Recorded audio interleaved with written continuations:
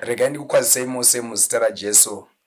Mwari vachitibatsira toda kuti tiverenge scripture rinowanikwa mubhuku raActs chapter 17 verse number 10.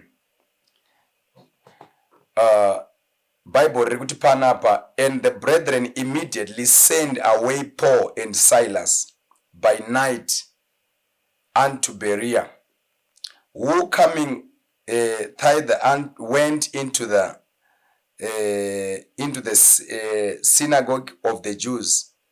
Those were more, ndopatiri kudai papa verse number 11, inoti these were more noble than those in Thessalonica, in that they received the word with all readiness of the mind, and searched the scriptures daily, whether those things were so. Dai Mwari vatibatsira.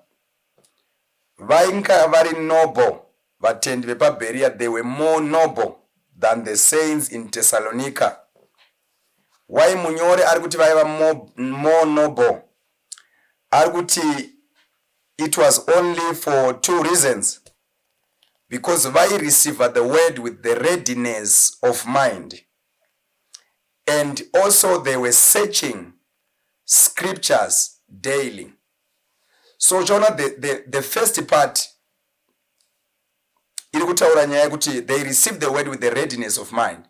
And number two, they were searching the scripture to see whether those things were so. Kuti vaone kuti zvanga zvichitaurwa izvi ndizvo here. So confirm. So the first thing here, readiness of the mind. Do challenge atinayo generation yedu yekuti people are not ready to receive the truth. Havana kugadzirira kunzwa zvokwadi. Vari kuda kunzwa chokwadi chekuchechi kwavo. Saka ukange uchitaura zvinoenderana nezvakataurwa nekuchechi kwavo, haizvime matowirirana. Saka yanyaya yakuwirirana, haisiri nyaya yetruth, yereadiness of the mind. Ukaona munhu achinzi ari ready to hear the truth, kuroti ari kungoti anything kana chichingozowanikwa chine scriptural support, then we are ready to believe. Those vaita vatendi vepaBerea. And munyori ari kuti they were noble because of that. Vanga vasina chokwadi chekuchechi kwavo, sezvatiri kuita mugeneration yedu yekutora chokwadi chekuchechi. Taiwa kuchechi kwedu ndokuri right. Munhu anenge ari busy uchiona achiedza kusapota chechi yake. Ndozvo anenge ari busy kuita. Pese pari kutsvaka mascripture anoda kutsvaka inosapota yake. Haisi nyaya yekusapota machechi. Mazuva akatopera ekusapota machechi. It's now time to seek the truth. Yava nyaya yekutsvaka truth as an individual. Sevatendi vari kutaurwa paBerea, they were more noble because they received the word of God with the readiness of mind. And also vakanga vachiavoida maliars. Vaitarira kuti zvinhu zvirimo here zvamamuchitaura. Vaitsvaka kuti zvamazotidzidzisa nhasi kuti zvakati zvirimo here. Munhu aigona kuuya woparidza sabata kwavari, wotarira mumascriptures. Irimo here sabata mumascriptures in the New Testament. So why receive the word of God with the readiness of mind? When upon Colossians chapter 2 verse 17 or 16 and 17, woona scripture robva rati iro rotaura nyaya yekuti iyo, let no man judge you in these things, in the keeping of this holy Sabbath and all those things. Nekuti wakanga uri mumvuri, these were shadows of things to come. Bobva wakuratidza kuti aiwa, saka munhu waMwari kana scripture rati pasawana anokutongai pane zveSabata kana zvekudya, kule kuti munhu waMwari muri kutinyebera imi. That means vakanga vari vanhu vaisearcha mascriptures. Vaindotarira, vonza usadya chakati. Woenda pana 1 Timothy chapter 4. Vonotarira kuti iri kuti chii? Inotaura about the doctrine of the devils. Some shall depart from the faith, giving heed to seducing spirits and doctrines of devils, forbidding to marry, and commanding to abstain from foods. For every creature of God is good, nothing is to be rejected if it is received with thanksgiving. Saka vaibva vatarira kubva kuzoti saka imimi mune madoctrines aSatani muri kutirambidza kudya izvi nokuti shoko raMwari riri kuti zvakati. Izvozvo ndozvo zvinotiponesa izvozvo. But chinotaurwa kuti munhu anzwe hasha gospel ichitaurwa inyaya yekuti hazvisi kuwirirana kuchechi kwavo. Saka ari kufunga kuti chechi yavo ine denga rayakagadzira yamuchaenda yevanhu vekuchechi kwenyu.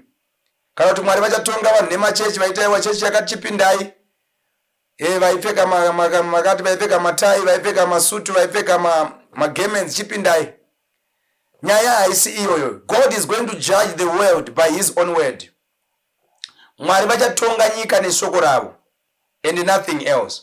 So vatendi vepaBerea ava vaigamuchira shoko with the readiness of the mind. Uye vaigamuchira shoko iri vachitarira vachisecha mascriptures daily kuti vaone kuti zvinhu zvacho zvirimo here. Ndosaka Hosea chapter 4 verse 6 ichiti my people. Mwari havasi kuti the devil's people. Ari kuti mine, they are mine these people. But still they are perishing because they are lacking knowledge. Vari kushota zivo iri kuita shoma.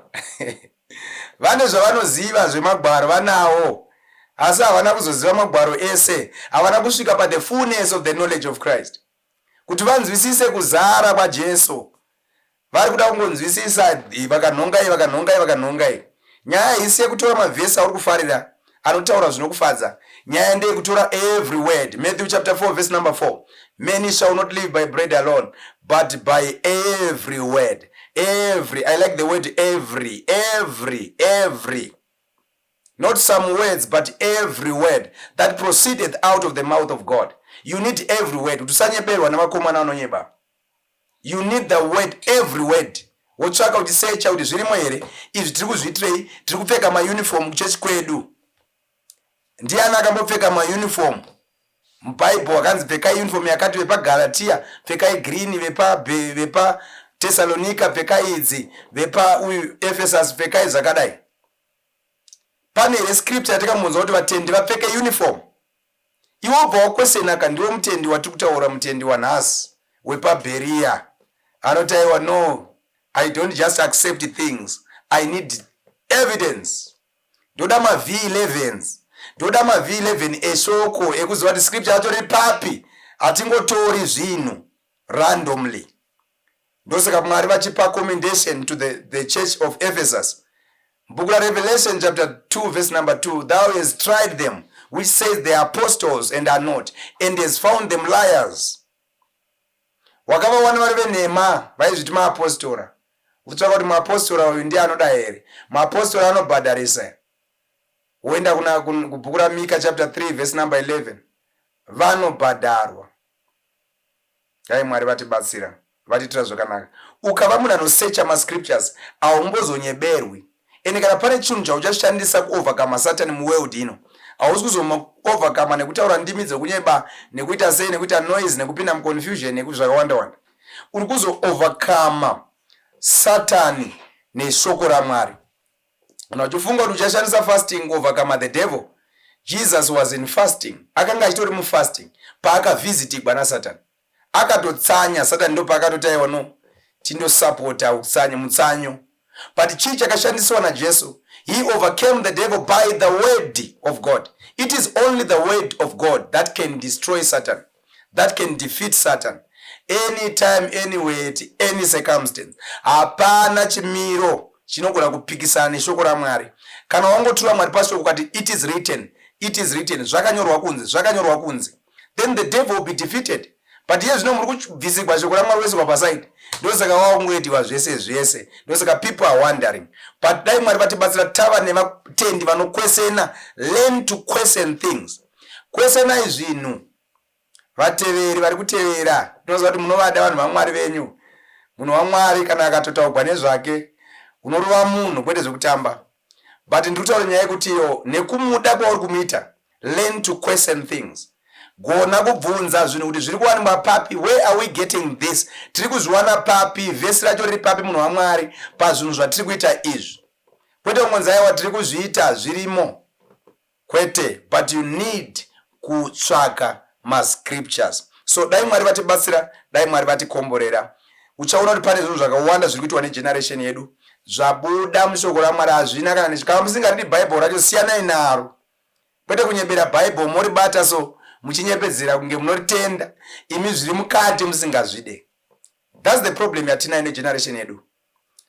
Zvitori nani kutoti urisi yako pasaidi wozoti aiwa no handisi kuritenda rese than kuti unobata wonyepedza. That's deception. Ndokunonzi kunyengera ikoko. Ukuthi unouya une sheep's clothing but mukati uri bere rinoparadza.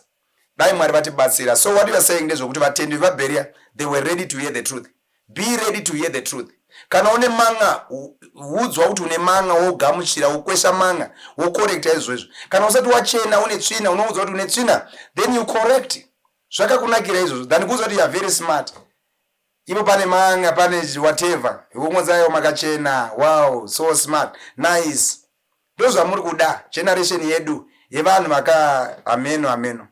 Padai Mwari vatibatsira, dai Mwari vatitira zvakanaka. We need kuti titsvake truth. Tiudze zvokwadi. Kana pane need yekutendeuka, then we repent. Ninevha yakaudzwa chokwadi naJona ikatendeuka. Iwe kuwana chokwadi you repent. Kuudzwa kuti aiwa no, zvekupfeka izvo sofamba dumbu rako riri panze izvo. Mwari hazvidi. Zvokufamba wapfeka miniskirt hazvidiwe nemascripture. Ukaerenga Proverbs chapter 7 verse 10. Iye akasangana nemudzimai akanga akafuka zechifeve. Verse 27 ukaenda naye mberi inoti nzira yake inoenda gehena. Nzira yake inoenda gehena nekuti akanga akafuka zechifeve. Saka zvekuudzwa kuti ifashion muri kunyeberana. Mwari havarespecte vanhu ende Mwari havachinje mastandards nekuti iwe wazoda kuchinja. So ngative sevatendi vepaBerea. Vatendi vaisearcha mascriptures daily. Ende vaida kutsvaka kuti zvirimo here. Ndokakungwara kachozvo. Dai Mwari vatitira zvakanaka. God bless you so much. Mwari vakuitire zvakanaka. Ngatisangane zvakare next time. God bless you.